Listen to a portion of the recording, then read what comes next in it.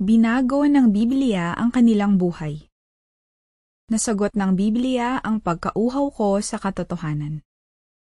Miley Gundel. Isinilang, 1987. Bansang pinagmulan, Azerbaijan. Muslim ang ama, Hudyo ang ina. Ang aking nakaraan.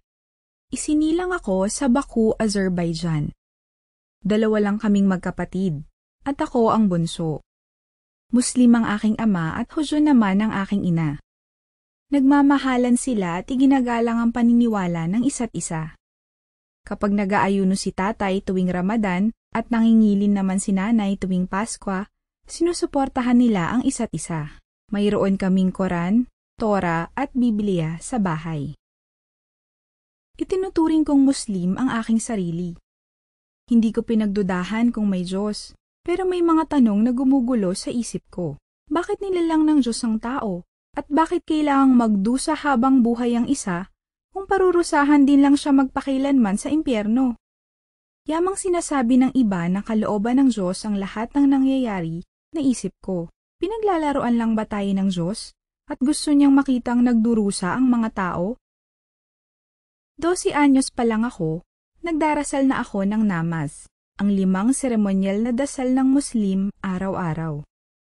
Nang panahong iyon, kami ng ate ko ay pinag-aral ni tatay sa isang paaralang Hudyo. Kasama sa itinuturo doon ang wikang Hebreo at mga tradisyong Hudyo.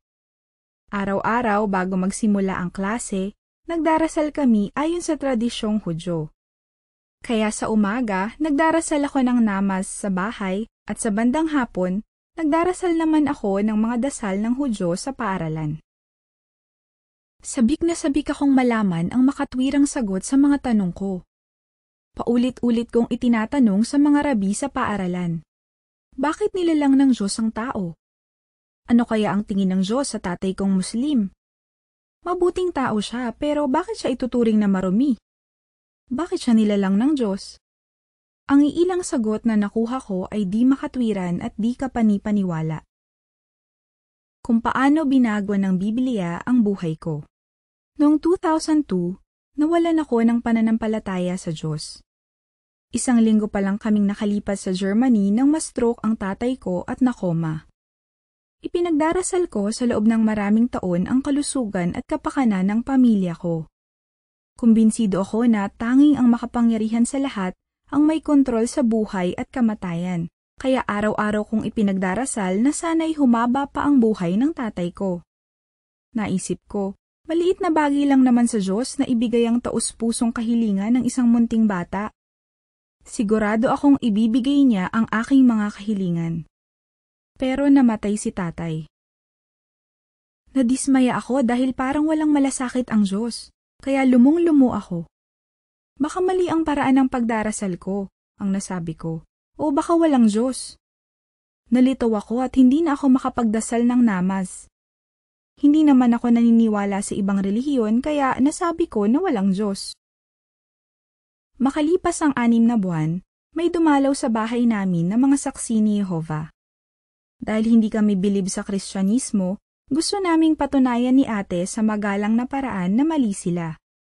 Itinanong namin, bakit sinasamba ng mga Kristiyano si Jesus? Ang krus, si Maria, at ang mga imahen gayong labag iyan sa 10 utos. Gulat na gulat ako nang ipakita sa amin ng mga saksi mula sa kasulatan ang nakakukumbinsing patotoo na ang pagsamba sa imahen ay ipinagbabawal sa tunay na mga Kristiyano at na sa Diyos lang tayo dapat manalangin. Pagkatapos, itinanong namin, naniniwala ba kayo sa Trinidad?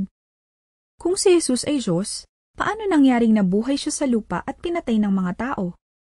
Sumagot uli sila mula sa Biblia at ipinaliwanag na si Jesus ay hindi Diyos ni kapantay man ng Diyos, kaya hindi sila naniniwala sa Trinidad. Namangha ako at naisip ko, kakaiba talaga ang mga Kristiyanong ito. Gusto ko pa ring malaman kung bakit namamatay ang mga tao at kung bakit pinahihintulutan ng Diyos ang pagdurusa. Ipinakita sa akin ng mga saksi ang aklat na ang kaalaman na umaakay sa buhay na walang hanggan, na may mga kabanata na sumasagot sa mga tanong ko.